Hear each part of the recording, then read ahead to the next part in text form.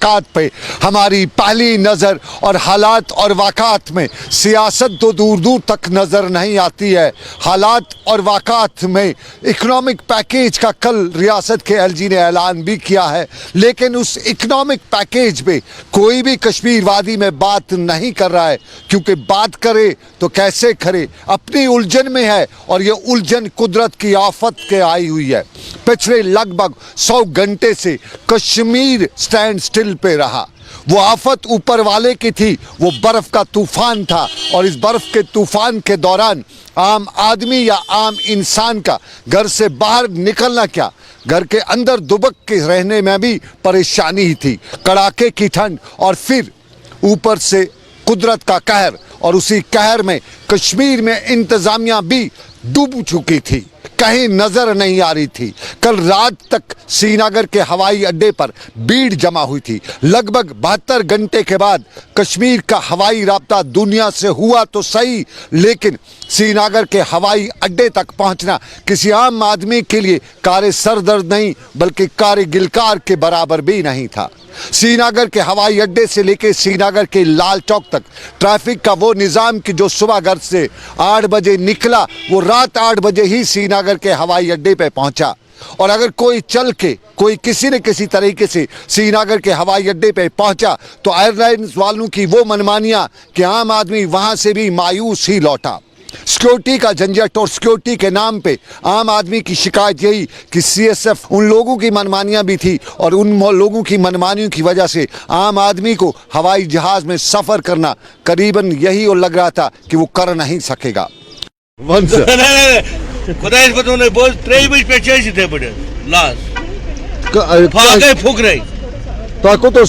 Airport airport 3 बजे तक बंद, 3 बजे तक ये वजह क्या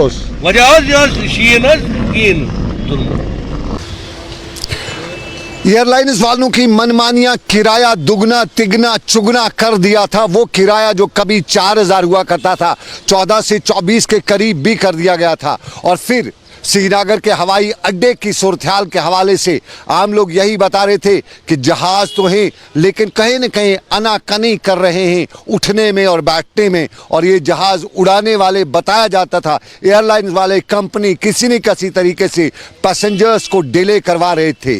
कोविड के नाम पर भी पैसेंजर्स को कल रोका गया और कोविड के नाम पर कुछ लोग जो करीबन 1 घंटा पहले हवाई अड्डे पे पहुंचे उन्हें बताया गया कि 3 घंटे पहले पहुंचना था। कोविड गाइडलाइंस हैं इसलिए उन्हें बिठाया नहीं जा सकता है। उनकी रीशेड्यूलिंग की गई और रीशेड्यूलिंग भी करीबन 15 दिन बाद की गई और इस बीच में जो कुछ बचा उससे कहा जाता है कि जो टिकट्स बचे ब्लैक मार्केट में बेचे गए।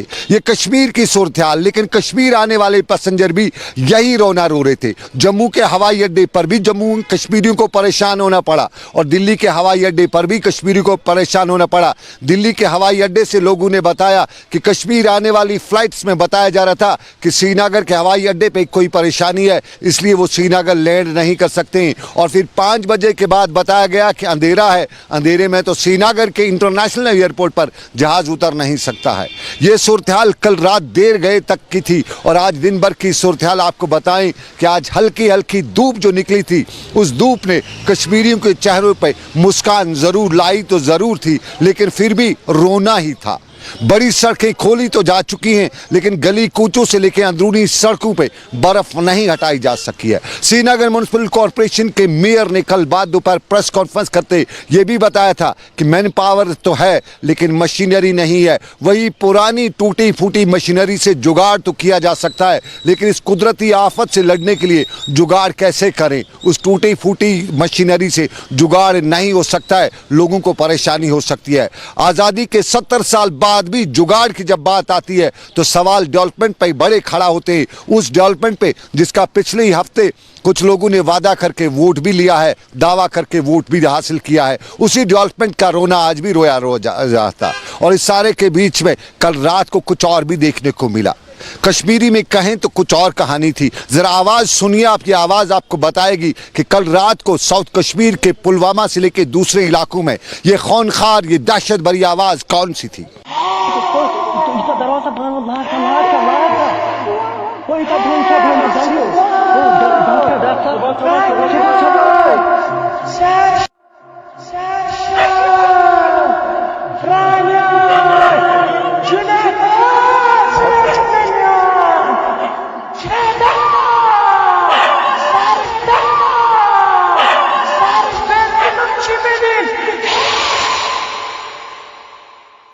ये आवाज कौन सी है? पंजाबी में कहें तो ये परली की आवाज है, उर्दू में कहें तो ये ओदबला की आवाज है, कश्मीरी में कहें तो क्या ये रांटस है? वाकई में कुछ तो है। ये खूनखार आवाज, ये दहशत भरी आवाज, और इस दहशत भरी आवाज ने बच्चों को शाम गए ही सुला दिया, बता दिया कि जहां से 50-50 कोस दूर कोई बच्चा नहीं सोता है तो ये आवाज सुनाई देती है। ये साउथ कश्मीर के पुलवामा के इलाके में आवाज थी, और सोशल मीडिया पर बहस करते हुए बताया जा रहा था कि कोई बला आई है, ये जंगलों में रहने वाली बला अब निकले इलाकों में आ चुकी है और उसकी आवाज सुनाई दे रही है। और इस आवाज ने साउथ कश्मीर के इलाकों में पहली सी दहशत पैदा कर रखी है, और इस दहशत के बीच में आम लोग रात भर सो भी नहीं सके। और कश्मीर में और भी दहशत है, एक और दहशत भी पैदा हो रही है, और ये दहशत है बर्ड फ्लू की। राजौरी में कौओं की बड़ी तादाद मर चुकी है, बताया जाता है कि कौओं को बर्ड फ्लू हुआ है। और कश्मीर में भी कुछ न कुछ खबरें ऐसी आ रही हैं, बताया जाता है कि बर्ड फ्लू आ चुका है, और साफ जाहिर है जहां पहले ही कोविड और उस पर बर्ड फ्लू कोई नया कहर न पैदा कर रहे। और इस सारे के बीच में इंतजामिया भी मुतहरिक हो चुकी है, परिंदों पर नजर रखी जा रही है, बाहर से लाए जाने वाले जानवर और खास तौर पे मुर्गों को भी आज जब्त किया जा रहा है। और श्रीनगर में भी म्युनिसिपल कॉर्पोरेशन के साथ साथ एनिमल हस्बेंड्री महकमे के अफसरान जमीन पर बर्ड फ्लू के हवाले से नजर रखे हुए हैं, और हुकाम बता रहे हैं कि बर्ड फ्लू का खतरा जरूर है, लेकिन एहतियात आपको भी करना है। और एहतियात यही करना है कि अगर आप किसी जानवर का, खास तौर पे अगर आप परिंदा या घर में कोई शिकार लाते हैं या आप घर में चिकन लाते हैं, तो ख्याल रखिएगा कि उससे अच्छी तरह से धोना है, उससे अच्छी तरह से साफ करना है, और धोने से पहले ये भी ख्याल रखना है कि धोना है तो अपने हाथों पे ग्लव्स लगाने ज़रूर है। ज़रा श्रीनगर में जो एनिमल हस्बेंड्री डिपार्टमेंट के अहदेदार हैं वो इस बर्ड फ्लू के हवाले से क्या कहते हैं, एहतियात आपको करने की ज़रूरत है। जी देखिए, फ़िलहाल हमने यहाँ पर कोई कश्मीर में अल्हम्दुलिल्लाह कोई भी केस डिटेक्ट नहीं हुआ है, तो अभी हमने फिर भी एहतियातन हमने डायरेक्शंस दे दी है, तमाम हमारे जो डिस्ट्रिक्ट ऑफिसर्स के थ्रू डायरेक्शंस गई हुई है। तो अभी जो बाहर का मसला है, हमें इनग्रेस हमने बंद कर दिया है।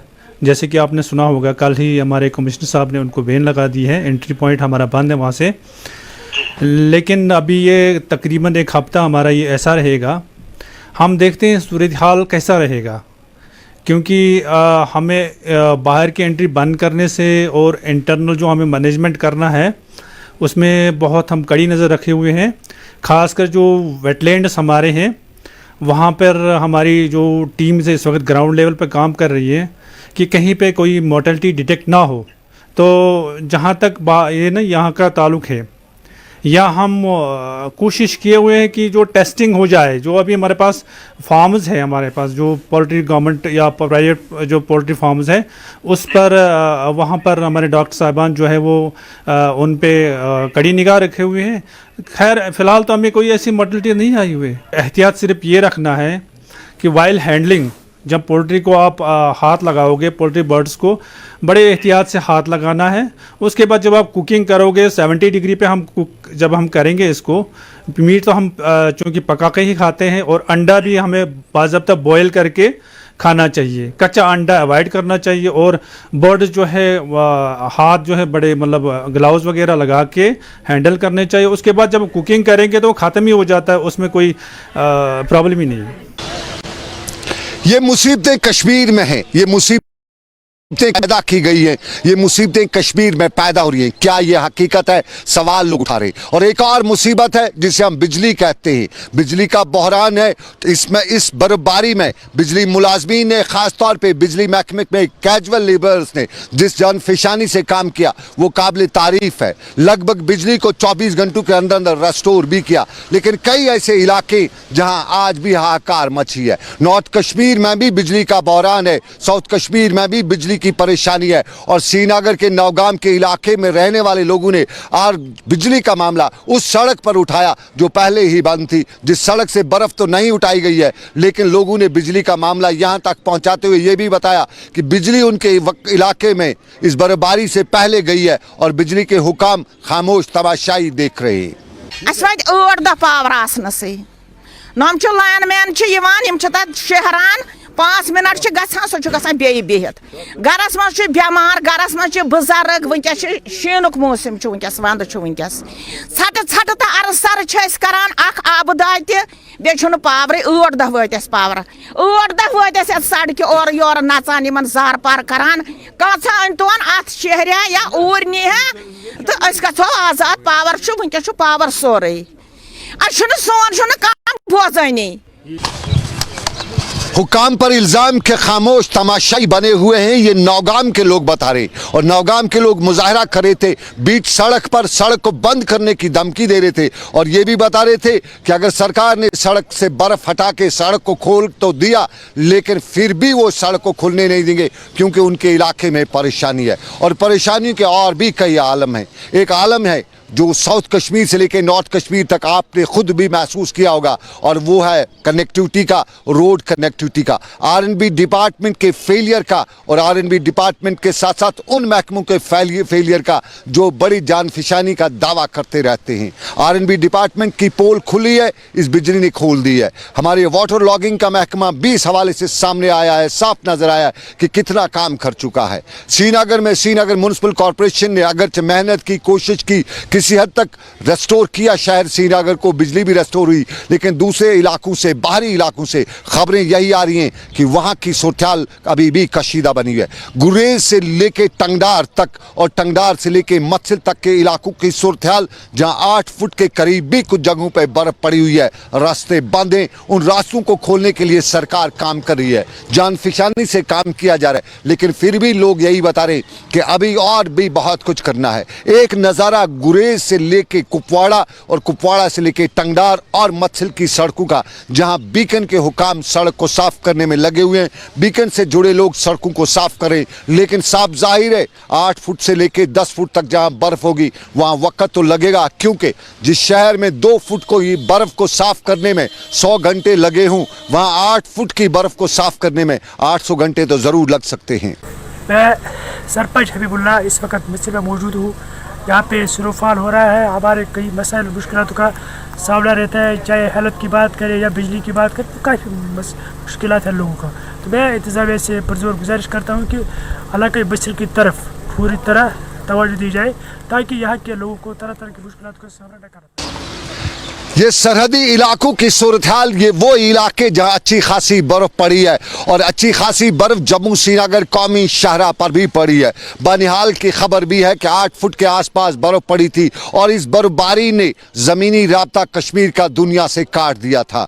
आज करीबन 6 दिन के बाद जम्मू श्रीनगर कौमी शाहरा पर दरमांदा गाड़ियों को निकाले जाने की कोशिश की गई, निकाला भी गया। अभी भी बड़ी तादाद में जम्मू श्रीनगर कौमी शाहरा पर मुसाफिर दरमांदा हैं, और इस बर्फबारी के आलम में बनिहाल से लेकर बारामूला तक आम आदमी को कितना परेशान होना पड़ा, उसका अंदाजा वही लगा सकता है जो इस बर्फबारी में रहा हो, जिसने इस बर्फबारी को झेला हो। लेकिन आरिफ वहीद जम्मू श्रीनगर कौमी शाहरा पर भी नजर रखते हैं, और आरिफ वहीद बता रहे हैं कि लोगों को बहुत ज्यादा झेलना पड़ा, परेशान होना पड़ा। एडमिनिस्ट्रेशन नाम की कोई चीज अगर होती तो शायद इतना कुछ नहीं होता, लेकिन फिर भी लोगों ने कहें खुद तो कहें लोगों ने वॉलंटियर बन के लोगों की खिदमत की। जम्मू श्रीनगर कौमी शाहरा पर ताज़ा सूरत आरिफ वहीद बता रहे हैं। क्योंकि वादी कश्मीर में जो बर्फबारी से जो पैदा शुदा जो सूरत हाल है, उसको देखते हुए यहाँ पे इंतजामिया ने भी जो है एक बड़ी एफर्ट लगाई, और जगह जगह पे रामबंद बानिहाल स्ट्रेच में जो कई जगहों पे जैसे चमलवास, इसके साथ में मारोग और पैंतिहाल के इलाकों में जहाँ पे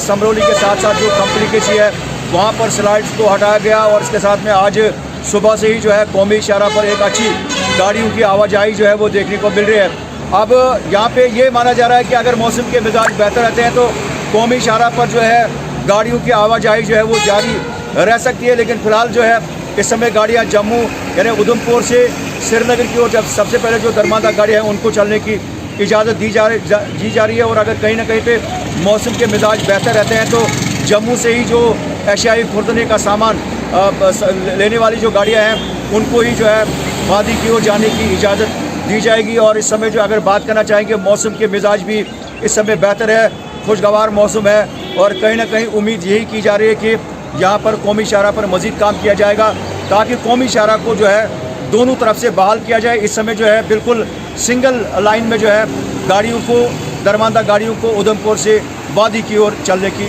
इजाज़त दी जा रही है। बानिहाल से कैमरामैन शकील नाइक के साथ आरिफ वहीद, गुलिस्तान न्यूज़।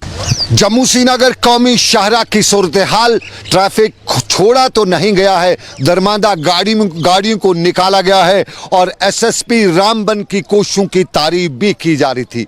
लेकिन जम्मू श्रीनगर कौमी शाहरा पर मुर्गे लाए जो जा चुके हैं उन्हें जब्त किया जा रहा है और मुर्ग फरोश कह रहे हैं कि उनके परिंदों को बर्ड फ्लू नहीं है, उन्हें खामखा में परेशान किया जा रहा है। उनकी भी सुन लेते हैं।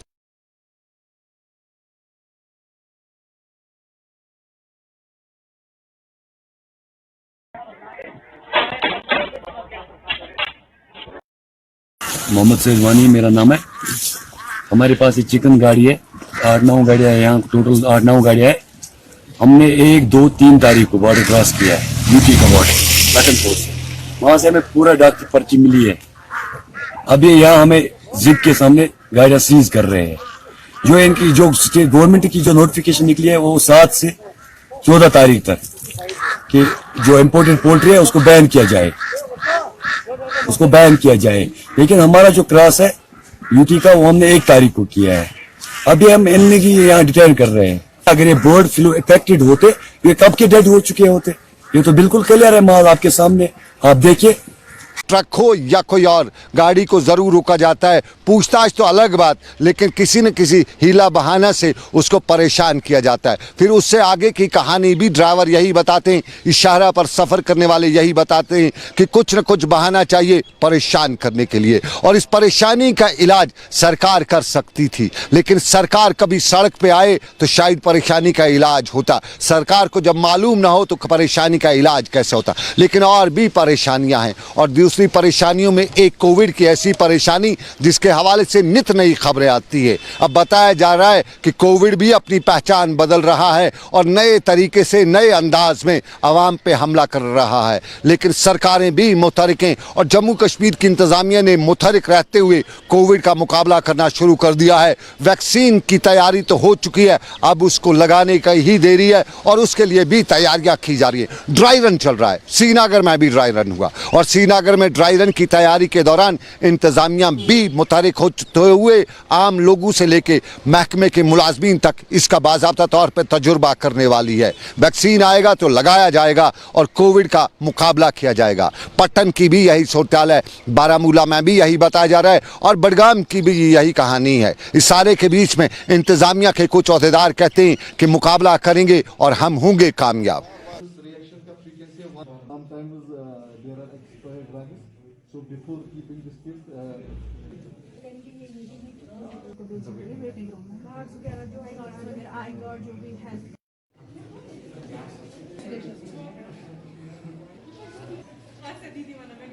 जो ये हमारा जो कोविड-19 का जो वैक्सीन है उसको सही तरीके से, उसको स्मूथली और सीमलेसली उसकी एडमिनिस्ट्रेशन के लिए या उसको जो है आगे बढ़ाने के लिए ये जो है ड्राई रन ये इस वक्त हम यहाँ पर कर रहे हैं। जैसा कि आप देख रहे हैं यहाँ पर ऑलरेडी ये जो प्रोसेस है ये शुरू हो चुका है और ये जो है इसलिए यहाँ पर ये किया जा रहा है ताकि जब हम एक्चुअल जो वैक्सीन का जो ये एडमिनिस्ट्रेशन होगा वो पूरी तरीके से स्मूथली और सीमलेसली यहाँ पर हो सके। हम होंगे कामयाब, इंतजामिया कहती है और हमें उम्मीद है कि कोविड के खिलाफ हम कामयाब जरूर होंगे। लेकिन कुपवाड़ा के दुर्गमूला के लोग कहते हैं कि हमने कामयाबी के लिए शुरुआत की थी, हमने पहल की थी, लेकिन वो पहल सरकार ने नाकाम बना दी। दुर्गमूला कोई कुपवाड़ा दुर्गमूला की कॉन्स्टिट्यूंसी डीडीसी कॉन्स्टिट्यूंसी के लिए इंतखाबात भी हुए, वोट भी डाले गए और आखिरी लम्हात पे वोट शुमारी रोकी गई। और कुपवाड़ा में आज पीडीपी के कारकुनान ने वहाँ पे नारेबाजी की और सरकार को खिलाफ नारेबाजी करते हुए बताया कि आखिर क्या वजह है कि काउंटिंग रोकी गई है। एक खातून की वजह से, वो खातून जिसका वालिद तो कश्मीरी है, वो पाकिस्तान के कश्मीर में पैदा हुई है, लेकिन उसी चीज़ को लेके अब ये बताया जा रहा है कि वहाँ पे काउंटिंग रोकी गई है। और फयाज अहमद मीर जो कुपवाड़ा के मेंबर पार्लियामेंट भी हैं ने नारेबाजी करते हुए, एक मुजाहरा करते हुए सरकार को बताया कि काउंटिंग की जाए वरना कुछ और भी हो सकता है। हर एक जगह जो डीडीसीज है अभी बने हुए हैं उन्होंने अपना काम काज शुरू किया, एडमिनिस्ट्रेशन के साथ रब्ता रखा। सिर्फ ये द्रोगमुला कॉन्स्टिट्यूंसी का काउंटिंग इन्होंने रोका। हम यही कह रहे हैं कि वजह क्या है, जबकि वो जो लड़की है उसका स्टेट सब्जेक्ट भी है, वोटर लिस्ट में भी नाम है और आधार कार्ड भी है, उसका बाप भी यहाँ का ही है। एक साइड में ये कह रहे हैं कि पीओके हमारा है, जबकि उसका बाप भी यहाँ का ही है। मैंने जो हमारे इलेक्शन कमिश्नर है उनके साथ भी बात की, मैं 2 बार डीसी साहब के पास भी गया, जल्द अज जल्द इसकी काउंटिंग कराई जाए। अगर ऐसा नहीं हुआ तो हम धरने पे बैठेंगे, हम एक दिन भी यहाँ से गाड़ी ऊपर नहीं निकलने देंगे, सीधी बात है। ये कुपवाड़ा के मेन बाजार की सूरत-ए-हाल, लेकिन कुपवाड़ा के आसपास के इलाकों की सूरत-ए-हाल भी काफ़ी परेशान कुन है। खबरें अच्छी नहीं आ रही हैं। कहते हैं कि बिजली जब गई थी तो गई है, वापस आई नहीं है। सड़कों से बर्फ नहीं हटाई गई है और पानी के पीने के इंतज़ाम भी इंतज़ामिया कर नहीं सकी है। कुल मिला के कुपवाड़ा के आसपास के इलाकों से अच्छी खबरें नहीं आ रही हैं और वहाँ से अक्सर यही लोगों का रोना होता है कि इंतज़ामिया कभी पूछती नहीं है, अकाउंटेबिलिटी नहीं है। वादिये लोलाब के सोगाम से लेकर दिवर और लालपुरा से लेकर टिक्कीपुरा तक के मुख्तलिफ इलाकों से खबरें यही हैं कि इंतज़ामिया ख्वाब गफलत में है और कलारूस से लेकर बाकी इलाकों में, हलमतपुरा में, हर जगह यही कहा जाता है। और यही मुद्दा आज वहाँ के डीडीसी के हालिया कामयाब हुए उम्मीदवार भी उठा के लाए थे और कुपवाड़ा में इन लोगों ने आज इंतज़ामिया को ये भी बता डाला कि उनके इलाके में परेशानियाँ हैं, मसाइल हैं और उन परेशानी और मसाइल को हल करना इंतज़ामिया की जिम्मेदारी है।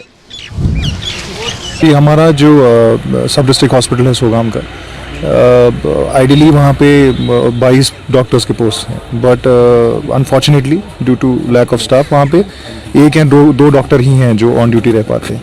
तो वो एक बहुत बड़ा इशू है और वहाँ पे जो डायलिसिस सेंटर था उसमें कुछ प्रॉब्लम्स वगैरह थी, अब अल्हम्दुलिल्लाह वो भी रिस्टोर हो गया है। तो मेन इशू वही है डॉक्टर्स का, कि डॉक्टर्स की कमी है। तो वो मैं कोशिश कर रहा हूँ इंशाल्लाह जो एडमिनिस्ट्रेशन के साथ वो पिकअप करने की और थोड़ा सा एडिशन हो जाए जो डॉक्टर्स का स्टाफ है वहाँ पे। तो आप हमें बताइए, जो बर्फबारी हुई तो इस हवाले से आप बताइए कि वहाँ पे रोड जो है, इनर लिंक्स जो है क्लियर हो गए, बिजली पानी का क्या ऐसा निज़ाम है?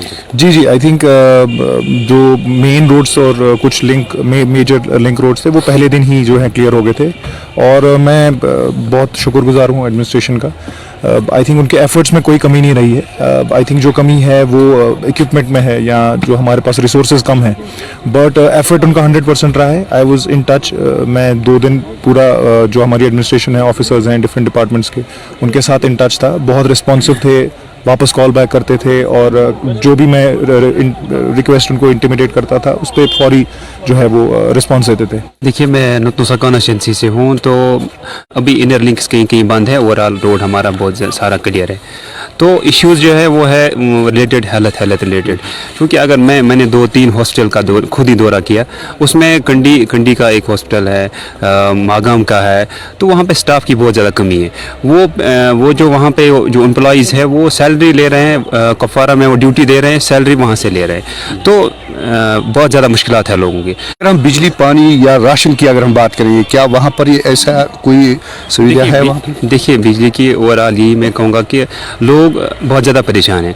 बिजली रेस्टोर हुई, कई इलाकों में रेस्टोर तो हुई है बिजली, बट ओवरऑल यही प्रॉब्लम है कि लोगों के पास ट्रांसफार्मर्स की बहुत ज़्यादा कमी है, बहुत ज़्यादा लोग सफ़र कर रहे हैं और पानी की भी बहुत ज़्यादा किल्लत है। मैं कुछ एरियाज़ की बात करूँगा, नगरी की बात करूँगा, हथमुला की बात करूँगा, मागाम की बात करूँगा और कंडी की भी बात करूँगा, जहाँ पर लोग बिल्कुल बहुत ज़्यादा इस बर्फबारी में बहुत ज़्यादा सफ़र कर रहे हैं। मेरी डिस्ट्रिक्ट एडमिनिस्ट्रेशन से यही अपील रहेगी कि इनको रिव्यू किया जाए, ऐसी जो ये ग्रीवेंसेस है इनको रिव्यू किया जाए।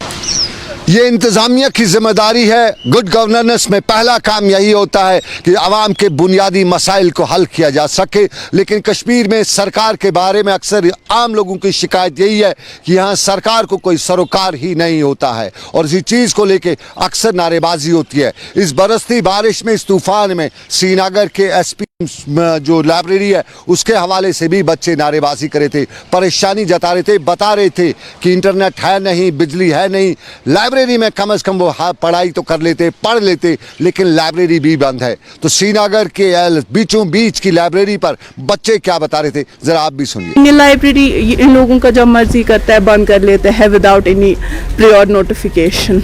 आज हम लोग सब बच्चे यहाँ 8:45 पहुँचे थे, यहाँ आके पता चला कि इन लोगों ने लाइब्रेरी बंद करी है. It's the only public library that we have in Kashmir, and it's high time for authorities to recognize it among the essential services.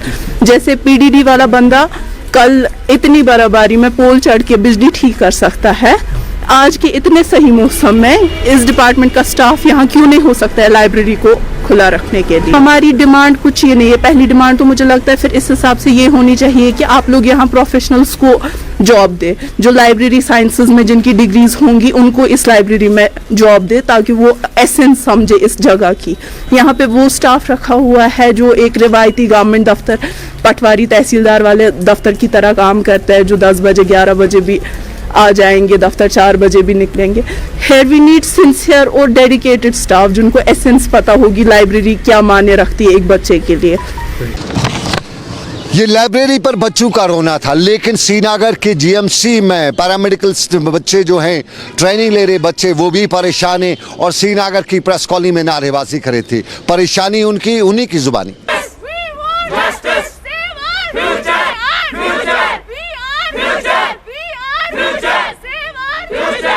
JK paramedical council को हम बताना चाहते हैं कि ये जो स्टूडेंट्स हैं यहाँ पे, हमने गैदरिंग इसलिए नहीं की क्योंकि आज कोविड की सिचुएशन है, दिन ब दिन राइज होती जा रही है, तो इसीलिए हम कुछ इलेक्टेड स्टूडेंट्स ले आए हैं हर एक कॉलेज से. ठीक है, तो हम ये हमारी डिमांड जो है वो ऑनलाइन एग्जामिनेशंस हैं, क्योंकि हमें अभी 3-3 साल हो गए हैं, 2-2 साल हो गए हैं, एक ही फर्स्ट सेम में हम हैं, ना ही एग्ज़ाम्स होते हैं ना ही कुछ होते हैं. तो लास्ट टाइम कुछ गाइडलाइंस आई थी INC के तरफ से, वो क्या थी कि अगर सितंबर से पहले इनके एग्ज़ाम्स नहीं हुए तो आप इनके एग्ज़ाम्स या तो मास प्रमोशन कीजिए या ऑनलाइन कीजिए. ठीक है, फिर कुछ टाइम बाद हम ऐसे ही वेट करते रहे, लेकिन हमारे एग्ज़ाम्स नहीं हुए. आज हम इसलिए यहाँ पे इकट्ठे हुए हैं क्योंकि हमारा फ्यूचर अभी दाव पे लगा है, कोई हमारी बात भी नहीं सुन रहा है, खाली एक दिन निकाले जा रहे हैं, लेकिन कुछ होता नहीं है असल में. अब डिमांड है कि बस ऑनलाइन एग्जामिनेशन हमारे हो, हमारा फ्यूचर जिससे भी ठीक हो, सेव कीजिए प्लीज़ एंड प्लीज़. ये जीएमसी के बच्चे, लेकिन फिशरीज डिपार्टमेंट के साथ वाबस्ता बच्चे भी कुछ रो रहे थे और नारेबाजी करते हुए बता रहे थे कि हालात और वाक़ात के बीच में बच्चों का मुस्तकबिल मखदूश हो रहा है. सर, हमें डिपार्टमेंट ऑफ फिशरीज के खिलाफ प्रोटेस्ट कर रहे हैं, हम फिशरी के स्टूडेंट्स हैं सर.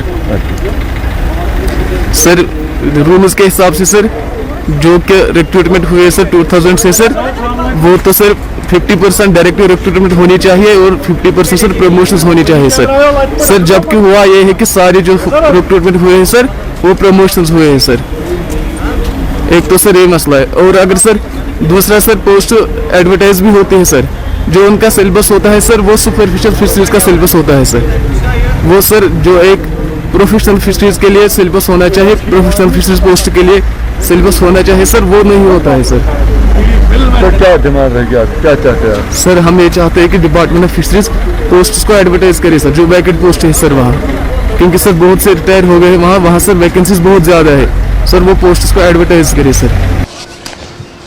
ये बच्चे परेशान, लेकिन इस बर्फबारी में जहां बड़े भी परेशान हुए हैं, वहीं परेशानी के आलम में कई मकानों की छतें भी उड़ी हैं. लेकिन दौरान शब कुंजर टंगमर के इलाके में आग की वारदात हुई है, एक मकान नजर आतिश हुआ है. आग लगने की वजह अभी मालूम नहीं है, लेकिन आग पर काबू न पाया गया. उसकी वजह सब जानते हैं, कहते हैं कि बर्फ नहीं हटाई गई थी, फायर सर्विस की गाड़ियां नहीं पहुंच सकी और यही वजह हुई कि आग पर बर वक्त काबू नहीं पाया जा सका. मुकामी लोग ये भी बता रहे थे कि इस आग के लिए सरकार जिम्मेदार है और सरकार को इस आग की भरपाई करनी चाहिए, हर्जाना देने चाहिए, क्योंकि बर्फ हटाई गई होती तो फायर सर्विस यहां पहुंचता, लोगों का नुकसान नहीं हो पाता. बर्फ नहीं हटाई गई थी, R&B डिपार्टमेंट जिम्मेदार है, किसी न किसी को जिम्मेदारी लेनी पड़ेगी. वहां के लोग ये भी बता रहे थे कि इमदाद की नहीं बल्कि सरकार को, R&B डिपार्टमेंट को हर्जाना देना चाहिए, क्योंकि सरकार जिम्मेदार है, R&B डिपार्टमेंट जिम्मेदार है. ये हालात वाक़ात पर हमारी पहली नज़र, लेकिन इन्हीं हालात वाक़ात के बीच में हम उन तमाम लोगों का शुक्रिया अदा करना चाहते हैं जिन्होंने हमारी गैर हाज़िरी को महसूस करते हुए हमारे लिए खुसूसी दुआ भी की. शुक्रिया उन सब का. लेकिन फ़िलहाल श्रीनगर से आज का ग्राउंड रिपोर्ट यहीं पे ख़त्म हुआ चाहता है. मुझे मेरे साथी समीर वानी के साथ दीजिए इजाज़त. आप रखिएगा अपना ख्याल. अल्लाह आपका मेरा सबका निगहबान हो. अल्लाह हाफिज़.